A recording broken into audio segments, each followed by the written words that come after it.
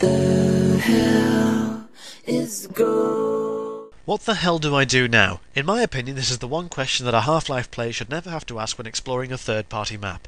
This is made increasingly worse when you find yourself asking this very question after about 10 seconds of gameplay. SP Detritus, yes, I went for the American pronunciation because it's a hell of a lot easier to say, is a Ravenholm-inspired map from sacred TWHL member Satchmo.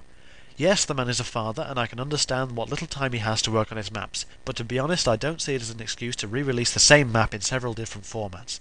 Yet this is what he does every time. But I digress. So you spawn in SP Detritus, and the first thing you notice is a vast amount of nothing.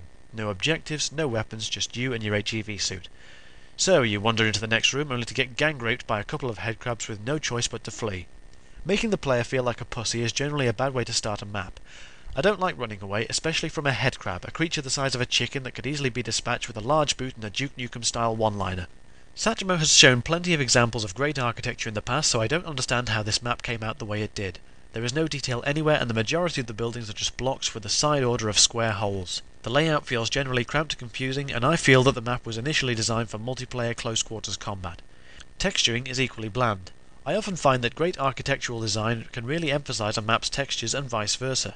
As such, the poor design makes the textures flat and uninspired. There is no area of this map that feels as though it has been carefully planned out, and it looks to me as if Satchmo just slapped on the textures like a 17-year-old slapping vinyls onto his Renault Clio. The use of ambience in this map is another letdown.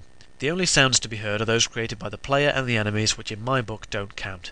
I think I recall a few dripping sounds in the underground section, but with that being the only notable area, it makes me feel like it was put there just to remind the player that they were currently underground. However, with the bland layout and the fact there is no visible water source in the area, this attempt to create a sense of place falls flat on its face.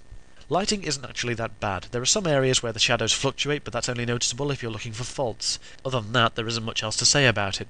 Lighting is once again an area that complements fine architecture and texturing, and seeing as I've already shat all over those two categories, I feel I should let the lighting off with what little dignity it can muster.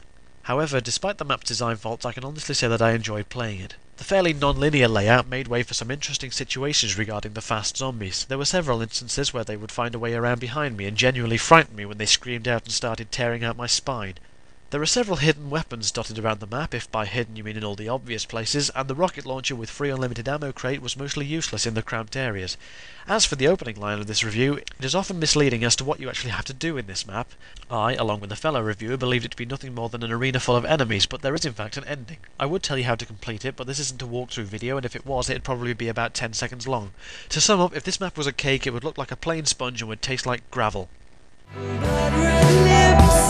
May shake like leaves, your flesh and blood, but what's underneath?